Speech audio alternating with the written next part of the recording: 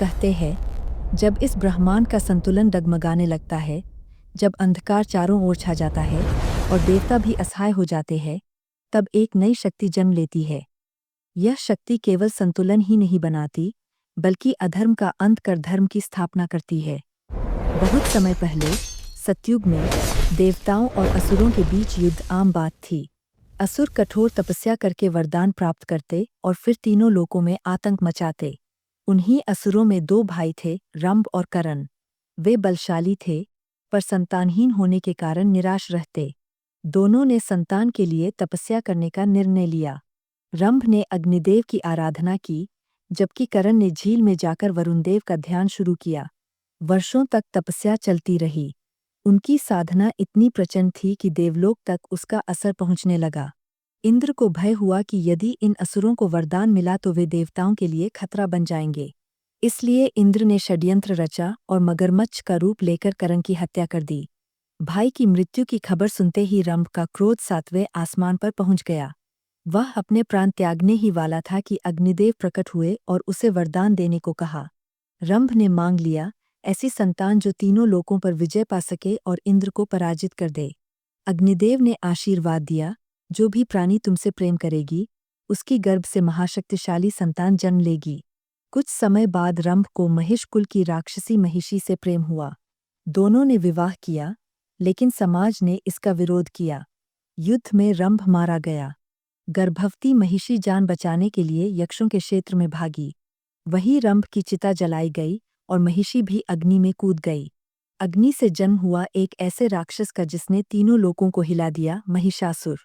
इसी चिता से जन्मा एक और राक्षस था, रक्तबीज, जिसके रक्त की एक एक बूंद से नए रक्तबीज जन्म ले सकते थे। महिषासुर बड़ा होकर ब्रह्माजी की कठोर तपस्या करने लगा। उसने वरदान मांगा, कोई देवता या असुर मेरा वध न कर सके।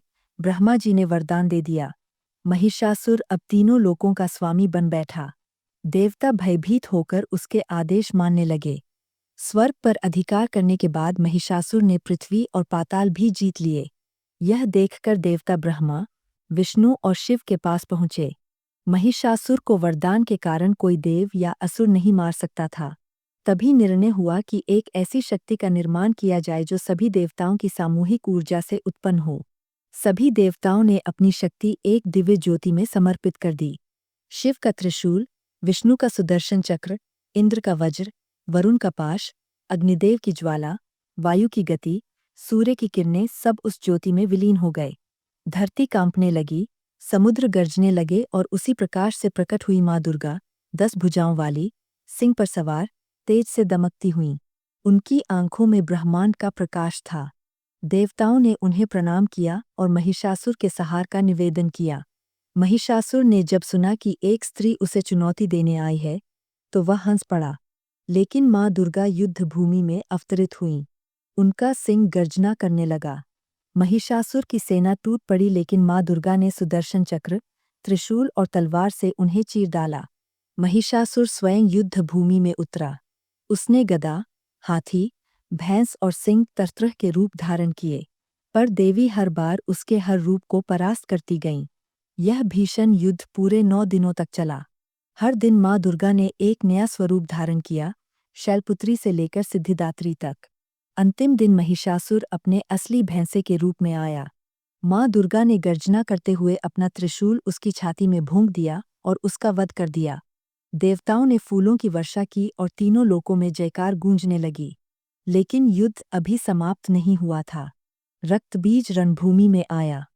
देवताओं ने वार किया, लेकिन हर बार उसका रक्त गिरने पर हजारों रक्तबीज उत्पन्न हो जाते। तब माँ दुर्गा ने अपना उग्रतम रूप धारण किया, माँ काली। उनका काला विशाल शरीर, लाल आंखें, खुले बाल, गले में नरमुंडों की माला और हाथ में खप्पर, यह रूप देखकर राक्षस कांप उठे। माँ काली ने रक्तबीज का रक्त एक एक बूंद खप्पर में भर लिया ताकि धरती पर न गिरे। धीरे धीरे पूरा रक्तबीज वंश नष्ट हो गया। माँ काली का क्रोध अब भी शांत नहीं हुआ। वे तांडव करने लगीं और सहार में डूब गईं। तब स्वयं भगवान शिव रणभूमि में लेट गए। जब काली का पांव शिव की छाती पर पड़ा, उनका क्रोध शांत हो गया। वे लज्जित हुईं और उनकी जीभ बाहर निकल आई। यही वह रूप है जिसे आज भी माँ काली की मूर्तियों में देखा जाता है। इस युद्ध ने यह सिद्ध कर दिया कि स्त्री शक्ति ही सृष्टि की रक्षक है। जिसने सृष्टि रची है, वही सृष्टि की रक्षा भी कर सकती है।